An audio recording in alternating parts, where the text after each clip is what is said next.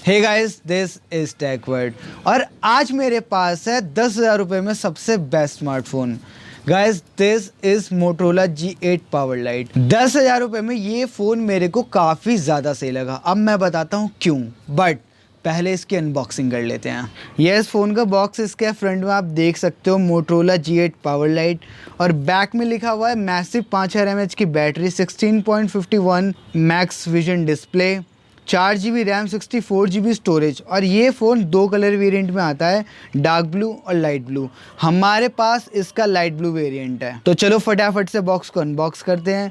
तो बॉक्स के अंदर सबसे पहले आपको मिलता है ये आपका प्यारा सा फ़ोन, उसके साथ ये ट्रांसपेरेंट कवर और 10 वॉट का ये अडाप्टर और इसकी चार्जिंग केबल। इसके अलावा इस बॉक्स में और कुछ भी नहीं मिलता है। और फ़ोन के बॉक्स के अंदर इसका स्क्रीन गार्ड भी आया था, जिसे हमने इंस्टॉल कर लिया है फ़ोन के स्क्रीन पे, आप देख सकते हो। तो जल्दी से यार फ़ोन को बूट कर लेते हैं, देखते हैं फ़ोन में क्या क्या है। तो जैसे ही आप फ़ोन को बूट करते हो तो बहुत ही ज़्यादा अच्छे तरीके से मोटोरोला के कलर वाले लोगो आते हैं, बहुत ज़्यादा सही। उसके बाद जब आप इसका मेन्यू खोलते हो तो आपको नज़र आता है बहुत ही क्लीन स्टॉक एंड्रॉयड।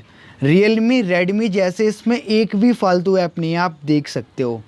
उसके बाद इसके सेटिंग में जाके जैसे आप अबाउट फ़ोन करते हैं, आप देख सकते हो इसमें आपको एंड्रॉयड 9 का सपोर्ट मिलता है, जो कि काफ़ी ज़्यादा सही है यार इस फ़ोन में। और बात करें इसके कैमरे की, तो इसमें आपको एंड्रॉयड का ही कैमरा मिलता है, जो कि 20:9 एस्पेक्ट रेशियो पे फ़ोटोज़ क्लिक कर सकता है, जो बहुत ही ज़्यादा सही लगा मेरे को। कैमरे की क्वालिटी की बात करूँ तो यार 10,000 रुपये के हिसाब से तो कैमरे की क्वालिटी काफ़ी ज़्यादा सही लग रही है मेरे को। और अगर वीडियो कैमरे की बात करूँ तो इस फ़ोन में आप फुल HD 30 FPS तक वीडियो रिकॉर्ड कर सकते हो, जो काफ़ी ज़्यादा सही लगी मेरे को।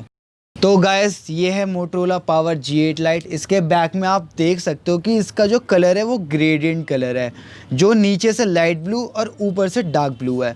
और ये पीछे से टच करने में भी काफ़ी ज़्यादा अच्छा फील दे रहा है। तो फ़ोन में आपको 6.5 इंचज़ की काफ़ी ज़्यादा बड़ी डिस्प्ले मिलती है, जितना मैंने एक्सपेक्ट नहीं किया था। फ़ोन में आपको MediaTek Helio P35 का प्रोसेसर और पावर VR का GPU मिलता है, जो गेमिंग के लिए ज़्यादा बेस्ट तो नहीं है, बट ठीक ठाक सा प्रोसेसर है, अच्छा प्रोसेसर है। इस फ़ोन में आपको बैक में 16 मेगापिक्सल का मेन कैमरा, 2 मेगापिक्सल का सेकेंडरी कैमरा और 2 मेगापिक्सल का थर्ड कैमरा मिलेगा। उसके साथ साथ आपको बैक में कैमरे के साइड में एक माइक मिल जाता है और पीछे की साइड ही आपको फिंगरप्रिंट स्कैनर मिल जाता है। फ़ोन में मिलेगी आपको 5000 mAh की बैटरी और उसके साथ साथ 10 वॉट की चार्जिंग का सपोर्ट भी मिलेगा। और गाइस, 2020 की सबसे ज़्यादा ज़रूरी चीज़, फ़ोन में आपको 3.5 mm का ऑडियो जैक भी मिलता है।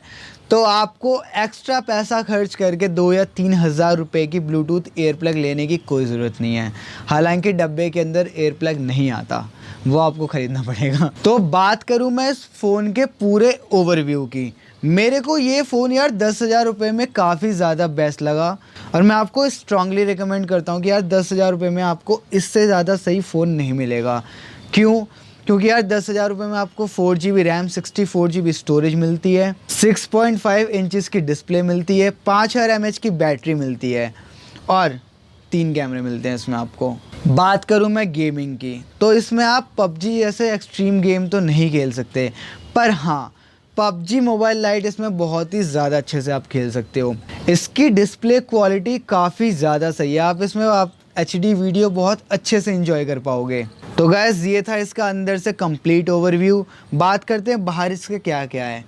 तो कैमरे के साइड में आपको एक सेकेंडरी माइक मिल जाता है, नीचे की साइड माइक्रो USB और बैक में आपको स्पीकर ग्रिल मिल जाता है। और बात करूं इसके स्पीकर साउंड क्वालिटी की, तो इसकी साउंड क्वालिटी काफ़ी ज़्यादा मीडियम है। बट आपको ये भी देखना है कि आपने इस फ़ोन को ख़रीदने में सिर्फ 10,000 रुपये खर्च किए हैं और इस हिसाब से 4 GB रैम, 64 GB स्टोरेज और इतनी बड़ी डिस्प्ले के साथ ये स्पीकर क्वालिटी काफ़ी ज़्यादा सही लगी मेरे को। तो अब इस फ़ोन को कंपेयर करते हैं बाकी सारे फ़ोन से, मतलब रेडमी और रियलमी से, क्योंकि 10,000 रुपये में सैमसंग देता है 3 GB रैम, 32 GB स्टोरेज। तो यार बात करूँ इस प्राइस रेंज में आपको रियलमी और रेडमी का भी फ़ोन मिल रहा है, जो कि 4 GB रैम और 64 GB स्टोरेज के साथ आता है, जो है रियलमी C3 और Redmi 9C।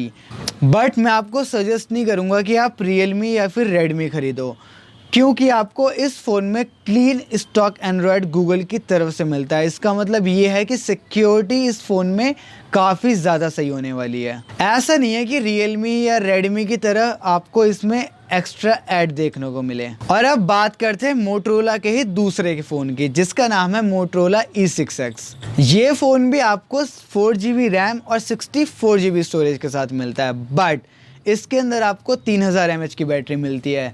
But Motorola G8 में आपको 5000 mAh की बैटरी मिलती है, जो कि सबसे ज़्यादा सही चीज़ लगी मेरे को। मोटरोला E6S में आपको 2 कैमरे का सपोर्ट मिलता है, but Motorola G8 power light में आपको ट्रिपल कैमरे का सपोर्ट मिलता है। और मोटरोला E6S का प्रोसेसर है P20, बट इसमें आपको P35 प्रोसेसर का सपोर्ट मिलता है। तो बस गाइज, इससे ज़्यादा मैं इस डिवाइस को दूसरे डिवाइस से कंपेयर नहीं कर सकता। तो डायरेक्टली और indirectly I want to say that this is the best phone under 10K।